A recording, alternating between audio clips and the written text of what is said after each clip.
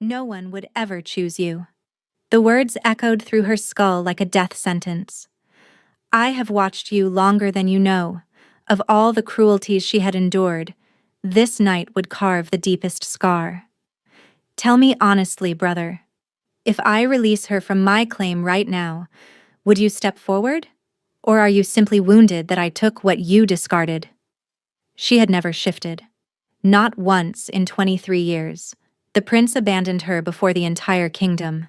What she never expected was that the Alpha King, his own brother, would walk past every noble woman in that hall and stop directly before her. The crack of wooden swords split the frozen morning air as Seren pivoted, narrowly avoiding a strike that would have shattered her collarbone. Her opponent, a broad-shouldered guard named Falk, grunted in surprise when her counterattack slammed the flat of her blade against his ribs. He staggered. She pressed forward. 3 more strikes and he was on his knees in the frost-covered dirt, wheezing for breath. Yield, Seren said, her voice calm despite the fire burning in her lungs. Falk spat into the mud. You fight like something's chasing you. She did not respond. She simply stepped back and raised her blade again, waiting for the next challenger. But no one moved. The training yard had fallen silent, and Seren felt the familiar prickle of hostile attention crawling across her skin. The Cursed One draws blood again. A honeyed voice drifted from the stone archway. Someone should remind her that skill with a blade cannot scrub the stain from her soul. Lady Lysara descended the steps with the practiced elegance of a viper, her silver hair catching the weak winter sun. Behind her trailed a cluster of noble daughters, their laughter sharp as broken glass. 23 years, Seren. Lysara stopped at the edge of the training circle, her ice-blue eyes gleaming with familiar cruelty. 23 years since you crawled into this world beneath a blood moon, and still your wolf sleeps. Perhaps it was never there at all. Perhaps you are simply hollow. She laughed, a sound like cracking ice. No one would ever choose you. You know that, don't you? The words landed like a blade between Serene's ribs. Hollow. It was what they had called her since childhood.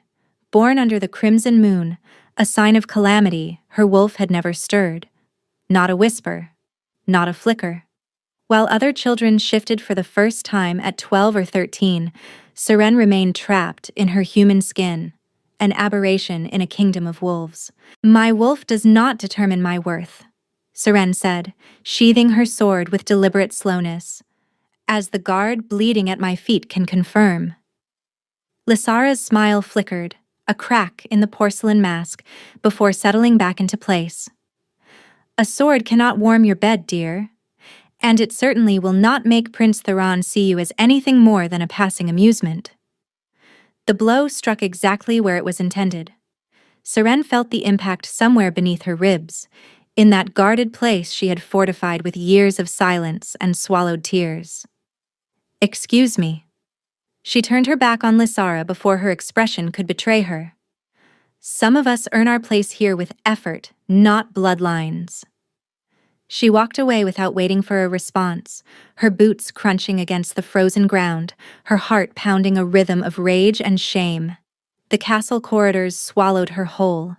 Cold stone walls, ancient tapestries depicting wolves mid-hunt, torches that flickered with shadows that seemed to watch her pass. And somewhere above, from the highest tower of the eastern wing, someone was watching. Seren felt it before she saw it. A presence pressing against her spine, a gravity that made the hair on her arms rise. She glanced upward toward the dark silhouette framed against the pale morning sky. King Cailan. Why is he always watching? Seren pushed the thought away. She had no time for riddles, not when her own heart was a battlefield she could barely survive. She remembered the first time she saw Prince Theron.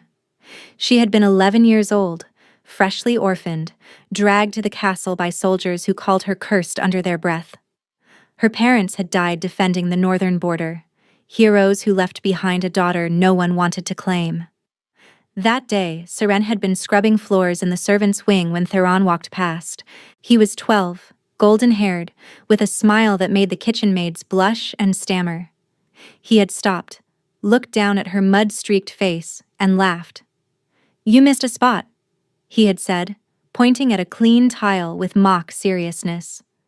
Then he had winked and tossed her an apple from his pocket. "Do not let them break you." It was nothing, a moment of idle kindness from a bored prince, but to Seren, starving for any scrap of warmth in that cold stone prison, it was everything. She clung to that apple core for weeks. She replayed his words every night before sleep. And when she grew older, when Theron began seeking her out between his courtly obligations, she let herself believe it meant something. He never promised anything. That was the elegant cruelty of it. He simply existed in her orbit, close enough to touch, but never quite within reach. A lingering glance across a crowded hall, his hand brushing hers when he passed her a book. Whispered conversations in the garden where he told her she was different from the others. Special. "You see me," he said once, his breath warm against her ear during a winter festival. "Not the crown. Just me." And Seren, foolish Seren, had believed him. She believed him when he disappeared for weeks with noble daughters and returned without explanation. She believed him when he danced with Lysara at the autumn ball, but found Seren afterward to tell her the dance meant nothing. She believed him because the alternative was admitting she had wasted 12 years loving a man who collected hearts like trophies. Crumbs. She had survived on crumbs, convincing herself they would someday become a feast. Now, walking through corridors that had witnessed every stage of her quiet heartbreak, Seren felt the familiar ache pulse beneath her ribs. The choosing ceremony was 3 weeks away, the ancient ritual where wolves claimed their mates beneath the full moon. Every unmated noble would be there, waiting to be chosen or to choose. Seren had never attended. What was the point? No one would claim a hollow girl. No one would bind themselves to a curse. But last night, Theron had found her in the library. His eyes were bright with wine and something else. Something that made her foolish heart stutter. 3 weeks, he had whispered, tucking a strand of hair behind her ear. Everything changes in 3 weeks. He had left before she could ask what he meant. But hope, that relentless creature she could never quite kill, had awakened in her chest. What if he finally chooses me? The king's study overlooked the entire Western Valley, but Kaelin was not watching the landscape. He stood motionless at the window, arms folded behind his back, his gaze fixed on the training yard below, where a dark-haired figure had just disarmed the captain of his guard. Seren. He had watched her for years. At first, it was duty. Her parents had died saving his father's life during the Northern Siege. When the old king brought their orphaned daughter to the castle, he had made Kaelin swear to protect her, to ensure she was never abandoned. Kaelin had been 19 then, already carrying a crown too heavy for such young shoulders. He had kept his promise. From the shadows. Always the shadows. He watched her train until her hands bled. He watched her endure humiliations that would have broken warriors twice her age.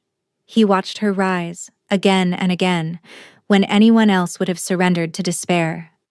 Somewhere along the way, duty had become something else. Something he refused to name. The door behind him opened without a knock. Only one person in the kingdom had that privilege. "You are brooding again, brother."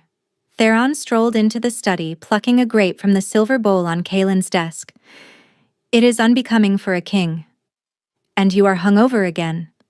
Kaelin did not turn from the window. "It is unbecoming for a prince." Theron laughed, dropping into a chair with the lazy grace of someone who had never carried real responsibility. "The choosing ceremony is approaching. I am merely preparing myself for the occasion." "By drinking yourself unconscious every night?" "By celebrating." Theron's voice shifted, something sly creeping into its edges. "I have made my decision, you know, about who I will claim." Kaelin's jaw tightened. He already knew.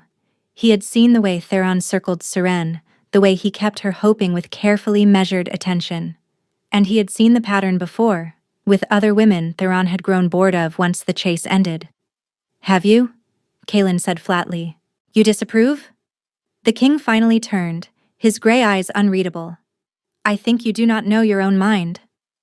Theron's smile faltered for just a moment. We shall see, brother. We shall see.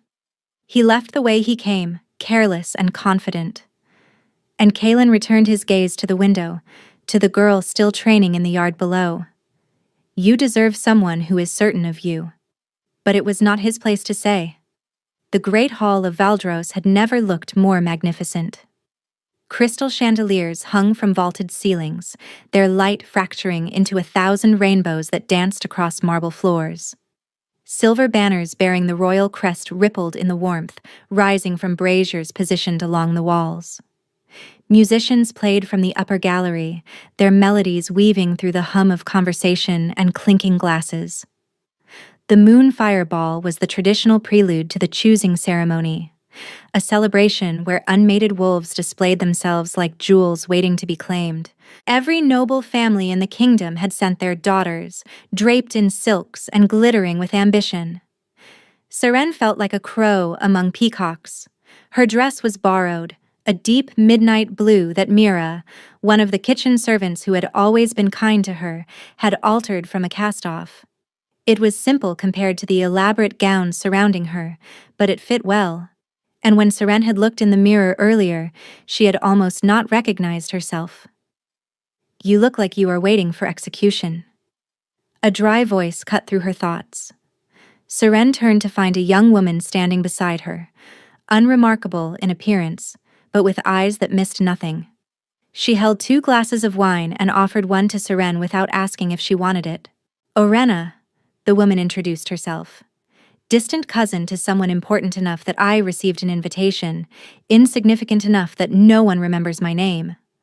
I find it gives me excellent opportunities to observe. And what have you observed? Seren asked, accepting the glass but not drinking.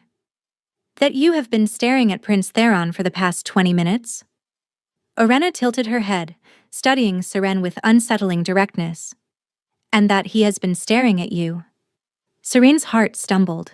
She looked across the hall to where Theron stood among a cluster of nobles, his golden hair catching the chandelier light, his smile easy and practiced. But even as a young duchess leaned close to whisper something in his ear, his gaze drifted past her. To Seren. Their eyes met across the crowded room and Theron smiled. Not his public smile, the one he wore like armor. A different smile. Softer. Just for her. Before Seren could react, Theron was moving through the crowd, leaving confused nobles in his wake. He stopped before her, and the nearby conversations died as people turned to watch. Dance with me, he said, extending his hand. Seren felt every stare in the hall pressing against her skin. She saw Lysara's face twist with poorly concealed fury. She heard the whispers beginning, poison wrapped in curiosity. She took his hand anyway. The crowd parted as Theron led her to the center of the floor. The musicians shifted to a slower melody, and then she was in his arms, moving through steps she had practiced alone in her chambers for years, dreaming of exactly this moment. They are all watching, she whispered. Let them. Theron pulled her closer, his hand warm against the small of her back. I want them to see. Why? He leaned down, his lips brushing her ear. Because in 2 weeks, I am going to claim you in front of all of them. The world stopped. Seren's feet continued moving, her body following the rhythm of the dance. But her mind had frozen completely. She pulled back to look at his face, searching for the joke, the cruelty, the inevitable retraction. She found only certainty.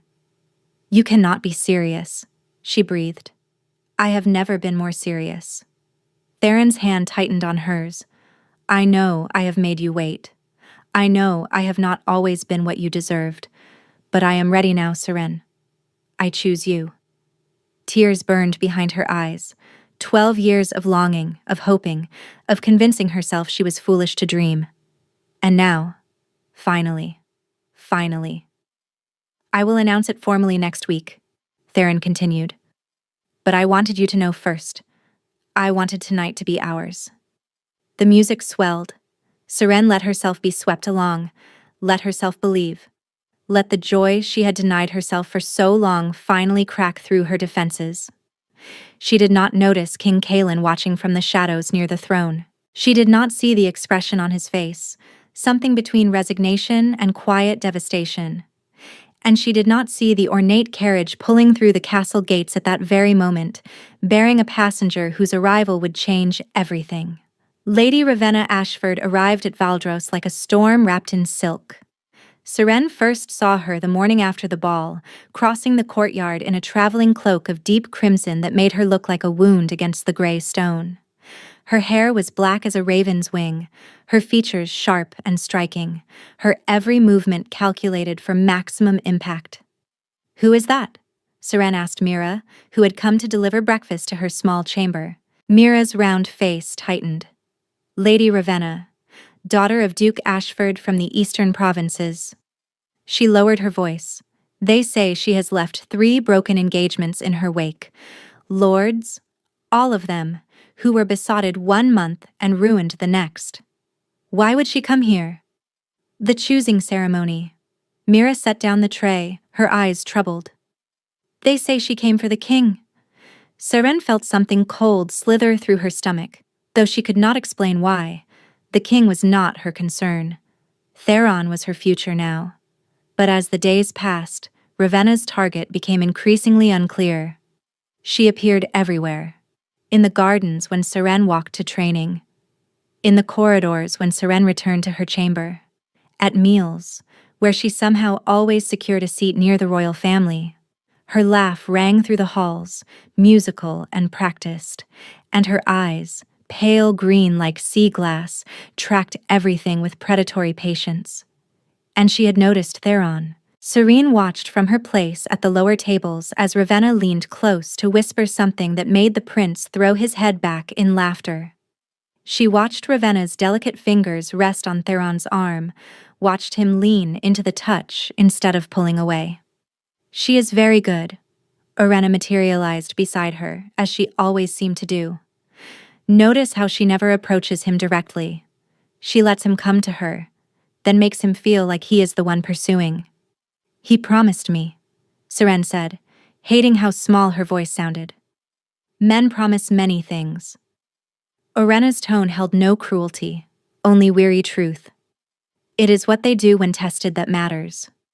That night, Seren found herself walking past the royal gardens. She told herself it was coincidence. She told herself she was not looking for Theron. Then she heard his voice. "Cannot simply ignore her," Theron was saying, his tone strained. "She is the daughter of Duke Ashford. The alliance alone." "The alliance is irrelevant." King Kalen's voice cut through the darkness, cold and sharp. "You made a promise. I made a suggestion. Nothing has been formally announced." Silence. Heavy, damning silence. "She has waited 12 years for you." Kalen's voice dropped lower, but Seren caught every word. 12 years of loyalty while you entertained yourself with others. And now, a week before you are meant to claim her, you are already calculating escape routes. "I am not." "Do not lie to me, Theron. I know you better than you know yourself." Footsteps approached.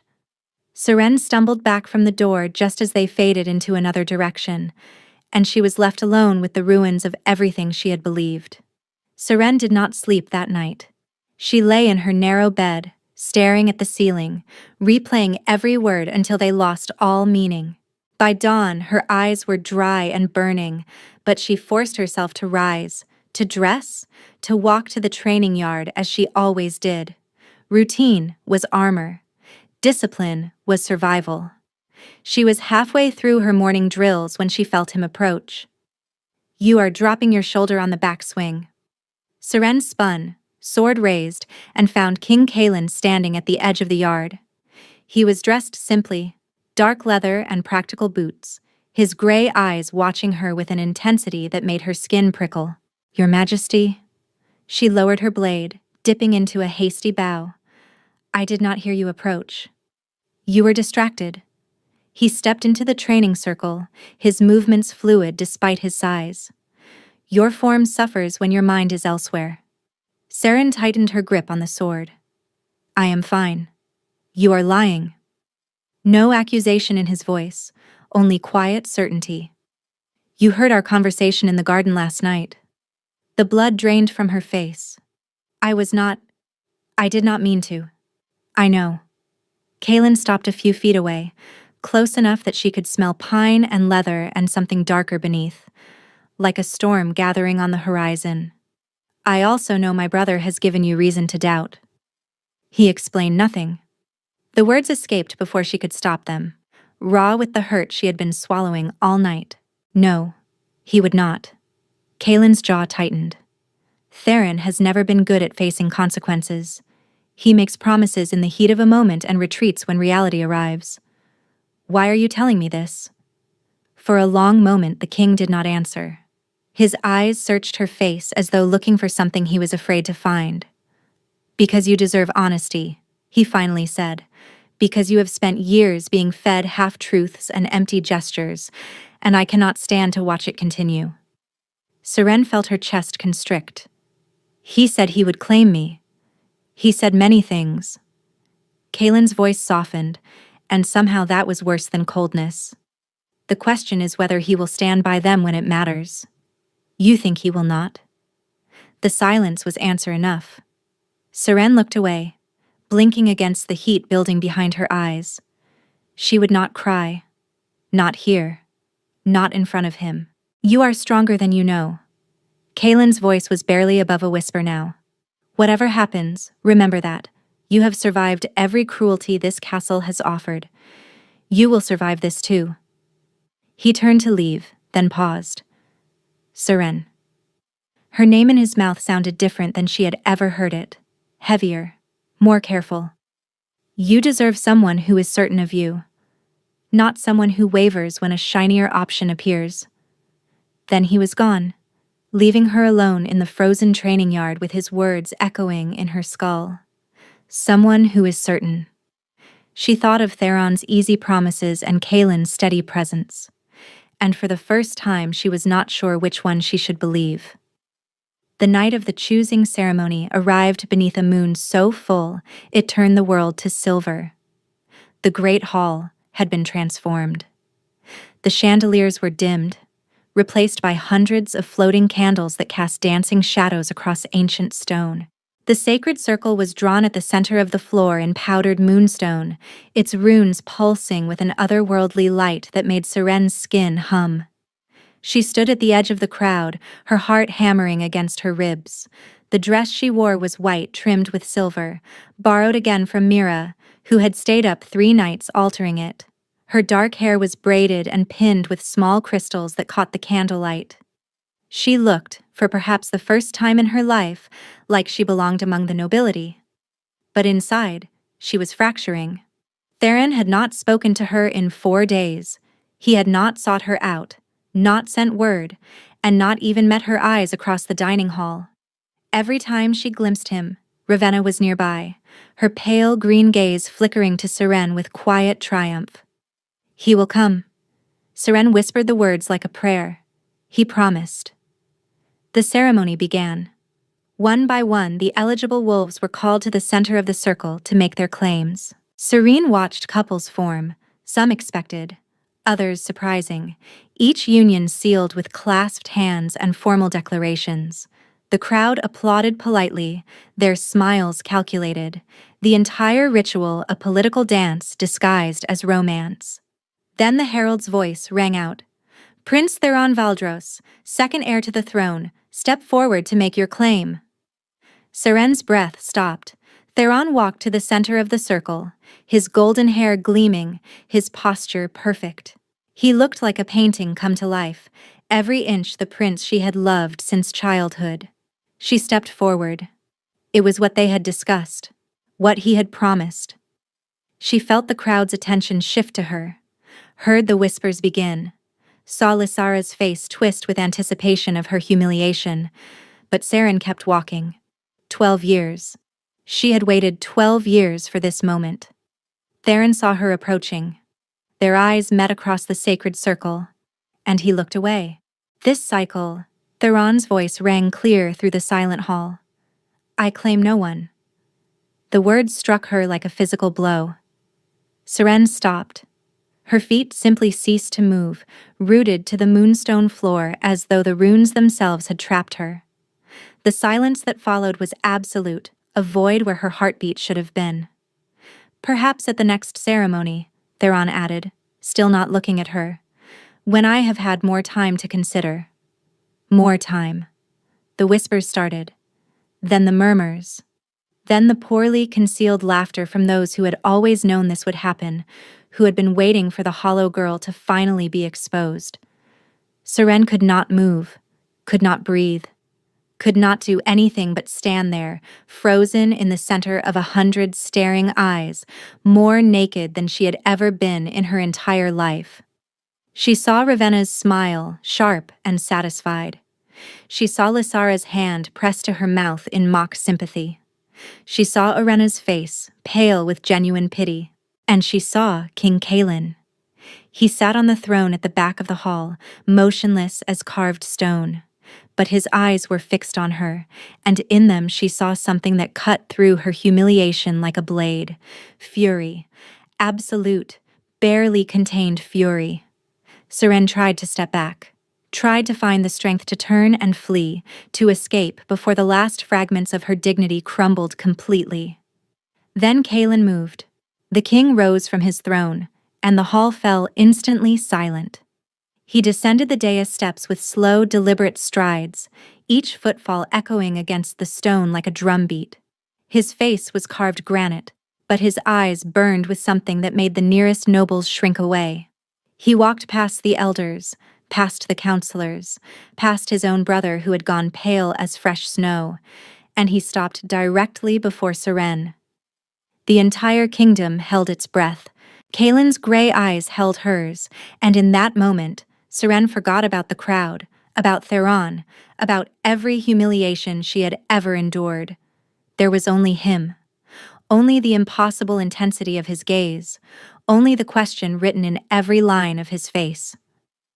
"My brother," Cailan said, his voice carrying through the hall without effort, "has proven himself unworthy of the claim he promised." Gasps rippled through the crowd. Theron made a strangled sound of protest, but Cailan did not acknowledge him. But a promise was made to this woman. The king's voice hardened to steel. A promise that she would not be abandoned, that she would be protected. That debt falls to me now. He extended his hand, palm upward, fingers open. An offering, not a demand, a Seren. Her name in his mouth was a vow. I claim you, not out of pity, not out of duty, but because you have earned more respect than anyone in this hall, and I will not allow you to stand here in shame for one moment longer. The silence shattered into chaos. Elders surged to their feet, robes billowing with outrage, nobles erupted into frantic whispers. Somewhere, a woman screamed, whether in shock or fury, Seren could not tell. But she heard none of it. She stared at Cailan's outstretched hand, her mind reeling, her heart pounding a rhythm she did not recognize. This was impossible. The king, claiming her? The hollow girl, the cursed one, the aberration who had never shifted? Why? The word escaped as barely a whisper. Because you deserve someone who is certain. Cailan's voice dropped low, meant only for her. And I have never been more certain of anything in my life. Seren looked at his hand. She looked at his face, searching for deception, for mockery, for any sign that this was another cruelty waiting to unfold. She found only truth. Her hand rose before her mind could stop it. Her fingers touched his palm, and the moment their skin connected, something happened. A spark. Not metaphorical, but real. Heat surged through her chest, climbed her spine, made every nerve ending sing with a sensation she had never experienced. Deep inside her, in that hollow place she had carried her entire life, something stirred. Something ancient. Something powerful. Something that had been sleeping for 23 years. Seren gasped, her knees buckling. Cailan caught her instantly, his arm wrapping around her waist, steadying her against his chest. "I have you," he murmured. "I have you." The hall had descended into pandemonium, but Kalen ignored it all. He turned to face the crowd, positioning himself between Seren and the sea of hostile faces. "The claim is made." His voice cut through the chaos like a blade. "Witnessed by the sacred circle, bound by ancestral law. Anyone who challenges it challenges me." No one spoke. Elder Mordecai, the oldest of the council, stepped forward with trembling fury. "Your Majesty, this is unprecedented. The girl has no wolf. She cannot. She is mine." Kalen's tone allowed no argument. "And I am the king. This discussion is over." He turned back to Seren, and his expression softened in a way she had never seen. "Come," he said quietly. "You do not need to remain here." Seren let him guide her toward the doors, past the gaping nobles, past the furious elders, past Ravenna frozen in disbelief, and past Theron, whose face held an expression she would remember for the rest of her life. Not anger, not jealousy, devastation. The chambers were larger than any space Seren had ever occupied. Velvet curtains framed windows that overlooked the moonlit gardens. A fire crackled in a marble hearth, casting warm light across silk-covered furniture and shelves lined with leather-bound books. Through an arched doorway, she glimpsed a bed large enough for 4 people, draped in fabrics that probably cost more than everything she had ever owned combined. "These are the consort's chambers," Kalen said, standing near the door as though afraid to venture further. "You will stay here." Seren turned in a slow circle, trying to process the enormity of what had happened. An hour ago, she had been a nobody, a hollow girl about to be publicly discarded. Now she stood in the queen's chambers, claimed by the king himself. "I do not understand," she said, her voice cracking. "Why did you do this?" Kalen was silent for a long moment. The firelight carved shadows across his face, making him look older, wearier than his years. "Your parents saved my father's life," he finally said. "When they died, he made me swear to protect you, to ensure you were never abandoned." He paused, something flickering in his gray eyes. "But that is not the only reason." "Then what?" "I have watched you for 12 years, Seren." The words came slowly, as though each one cost him something. "I watched you fall and rise. I watched you endure cruelties that would have broken anyone else. I watched you become the strongest person in this castle while everyone around you saw only your weakness." He took a step toward her, then stopped, as though catching himself. "Tonight, when I saw you standing there, when I saw what my brother had done, something inside me refused to allow it. I could not let you be destroyed by his cowardice. Not when—" He stopped abruptly. "Not when what?" Seren pressed. Kalen's jaw tightened. "Get some rest.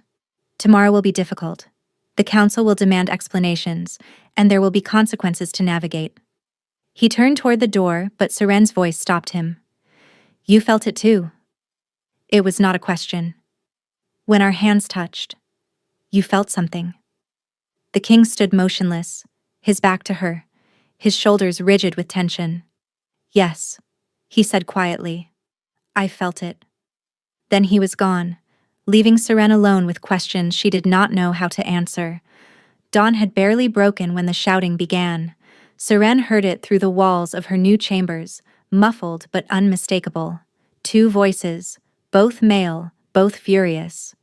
She crept toward the door and pressed her ear to the wood, catching fragments that grew clearer as the argument intensified. "She had no right. You forfeited that right when you abandoned her.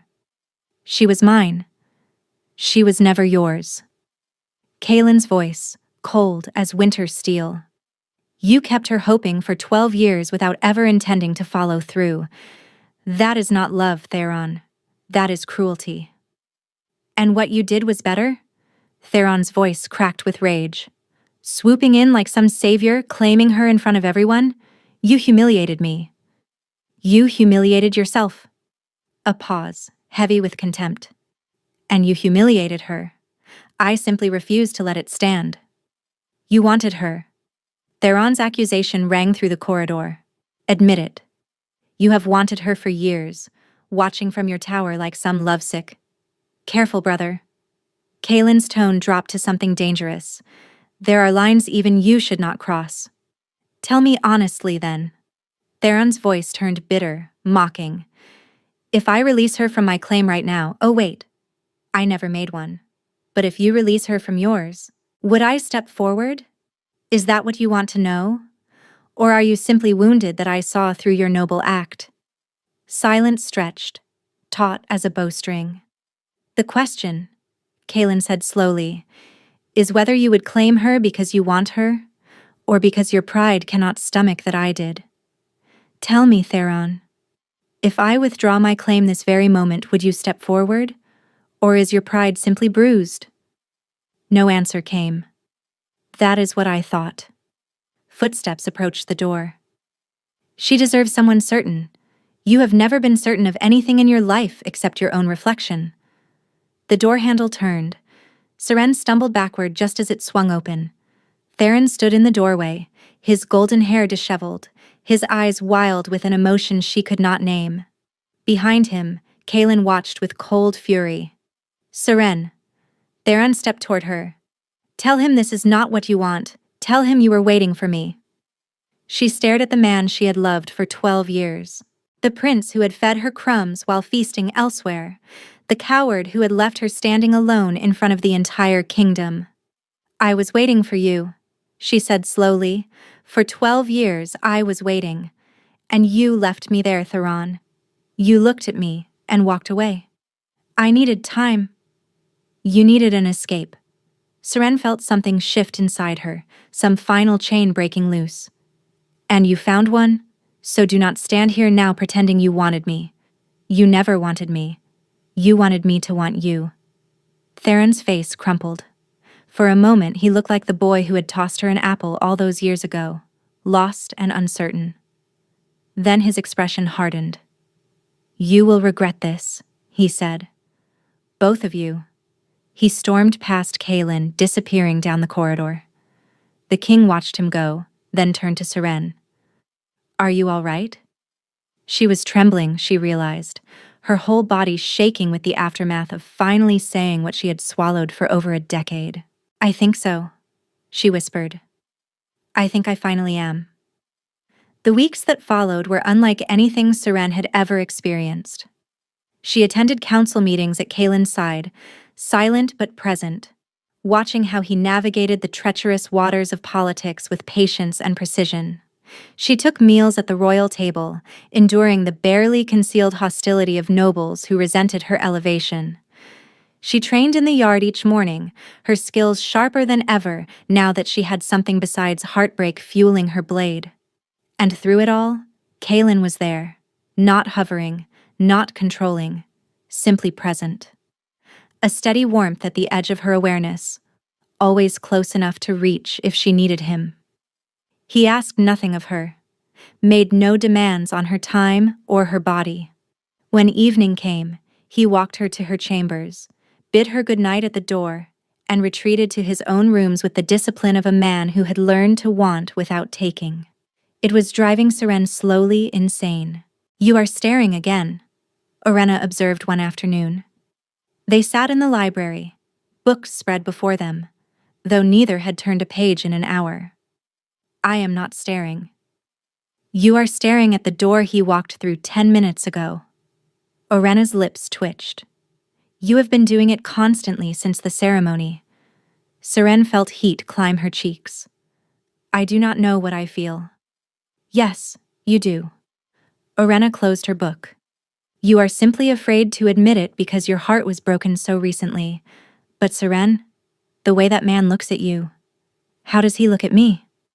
Like you are the answer to a question he has been asking his entire life. That night, Seren could not sleep. She paced her chambers until the candles burned low, then found herself walking the corridors, her feet carrying her without conscious direction. When she stopped, she stood before Kaelin's study. Light flickered beneath the door. She knocked before she could stop herself. Enter. Kalen sat at his desk, papers spread before him, dark circles beneath his gray eyes. He looked up when she entered, and something in his expression shifted, softened, before he could control it. Seren? Is something wrong? I cannot sleep. She closed the door behind her. I cannot stop thinking. About what? About you. The words escaped before she could catch them. About why you really claimed me. About what you are not saying. Kalen set down his quill slowly. He rose from his chair, moving around the desk until he stood before her. I have told you. You have told me about duty. About promises to your father. Seren stepped closer, close enough to catch his scent, pine and leather and that hint of storm she remembered from the training yard. But that is not why your hand trembles when you touch me. That is not why you look at me like... Like what? Like I am something precious. Her voice dropped to a whisper. Like you have been waiting for me. Kalen closed his eyes. When he opened them again, the careful control he always wore had cracked, revealing something raw beneath. Because I have been, he said. Gods help me, Seren. I have been waiting for you since the day you arrived at this castle, covered in mud, with more fire in your eyes than any warrior I had ever seen. She kissed him. It was not gentle. It was not cautious. It was years of loneliness and longing crashing together, her hands fisting in his shirt, his arms crushing her against his chest. He kissed her like a drowning man finding air, desperate and reverent all at once. When they finally broke apart, both gasping, Kalen pressed his forehead to hers. If we continue this, he breathed, I will not be able to stop. Then do not stop. His control shattered. Seren woke to moonlight streaming through unfamiliar windows. She lay in Kalen's bed, wrapped in sheets that carried his scent, pine and wood smoke and the warmth of his skin, her body aching in ways that made her blush. Beside her, the king slept deeply, one arm still draped across her waist as though afraid she might vanish. She studied his face in the silver light. The hard lines had softened in sleep, making him look younger, more vulnerable than his 31 years. This was not the distant king who watched from towers and spoke in commands. This was just a man who had been alone for too long, a man who had chosen her. The thought sent warmth flooding through her chest, and then something else. A strange heat, different from desire, rising from somewhere deep inside. Her skin prickled, her bones hummed with the frequency she had never felt. What is happening to me? Seren slipped from the bed, wrapping a sheet around herself, and moved to the window. The moon hung full and heavy in the sky, closer than she had ever seen it, so bright it hurt to look at directly.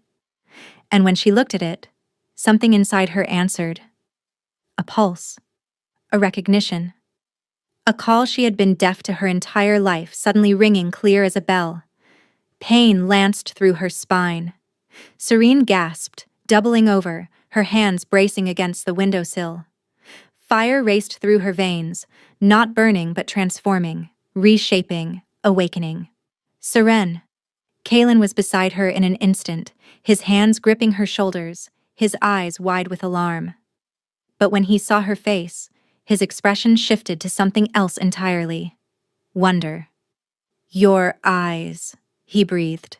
They are glowing. Another wave of pain. Seren cried out, dropping to her knees. Her bones were shifting, cracking, reforming. Her skin rippled like water disturbed by a stone. And inside her mind, a voice she had never heard before finally spoke. I am here. I have always been here. I was simply waiting for you to be ready. Let it happen. Kalen knelt beside her, his voice steady despite the chaos. Do not fight it. Let your wolf through. Seren surrendered. The transformation took her completely. One moment she was a woman, terrified and trembling. The next, she was something else. Something powerful. Something ancient. She opened her eyes. The world had changed. Colors were sharper. Sounds clearer. Scents layered with information she could not have imagined. She looked down and saw paws where hands should be, fur black as midnight, claws glinting in the moonlight. I shifted. After 23 years, I finally shifted. She lifted her head and caught her reflection in the window. Her wolf form was massive, larger than any female wolf she had ever seen, nearly matching the great alphas in size, and her eyes. Her eyes burned gold, bright as captured sunlight. Kaelin shifted beside her. Where the man had knelt, now stood a wolf of pure silver, his eyes the same gray they had always been but deeper somehow, filled with an intelligence that was both human and not. He approached her slowly, reverently, and touched his muzzle to hers. Mate. The word echoed between them, not spoken but felt, a truth that resonated through every fiber of her being. The bond. When we touched at the ceremony, it woke something. And tonight it completed.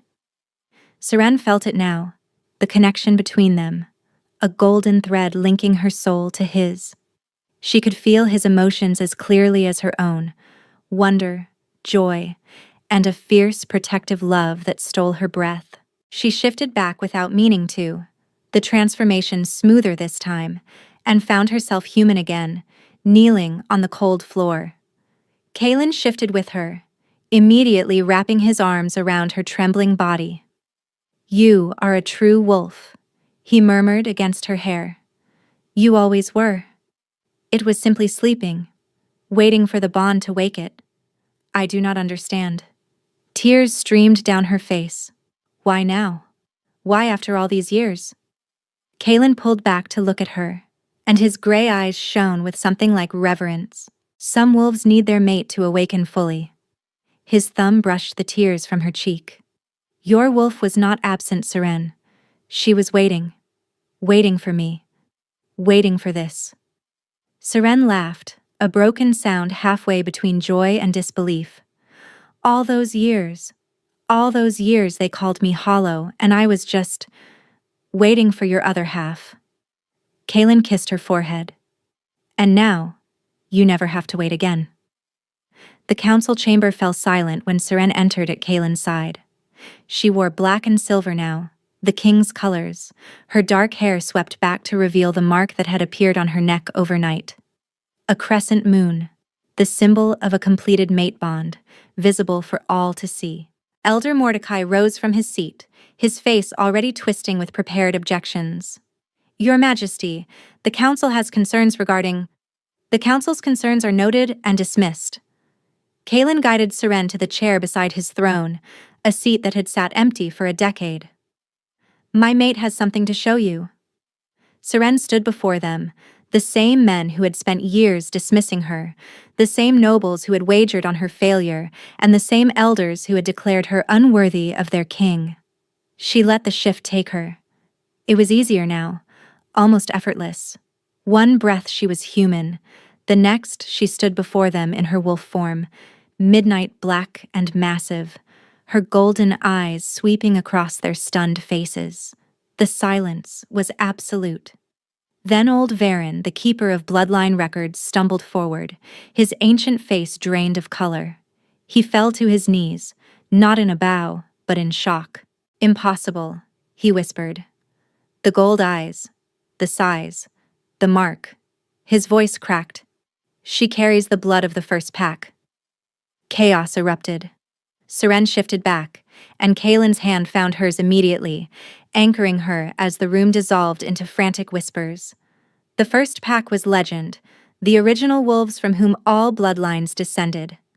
Their line had supposedly died out centuries ago, but their blood had survived. Dormant, waiting in a girl everyone had called cursed. One by one, the council members rose, and one by one, they bowed. Elder Mordecai was last, his face a mask of barely contained fury, but even he could not deny what stood before him. He bent his head in submission. Seren looked out at the bowing nobles, at the people who had spent her entire life making her feel worthless. She waited for triumph, for vindication, for the satisfaction of proving them all wrong. Instead, she felt only peace. "I did not ask for your respect," she said, her voice carrying through the chamber. I earned it. Every fall in the training yard, every insult I swallowed, every night I refused to let this castle break me. I earned it long before my wolf woke. You simply were not paying attention. She turned to Kaelin, and the look on his face made her heart stutter. Pride. Love. The absolute certainty she had craved her entire life. I see you, he murmured, echoing words she had once believed from another man. But from Kaelin, they were not empty promises. They were truth. I have always seen you. Seren smiled, the first real smile she had worn in longer than she could remember. Behind them, through the chamber windows, the morning sun broke over the mountains of Valdros, painting the world in gold. And somewhere in the castle, she knew, Theron watched from his window, understanding finally what he had thrown away. But Seren did not spare him a single thought. She had spent 12 years waiting for someone to choose her. Now she had chosen herself. And she had found someone who had been choosing her all along.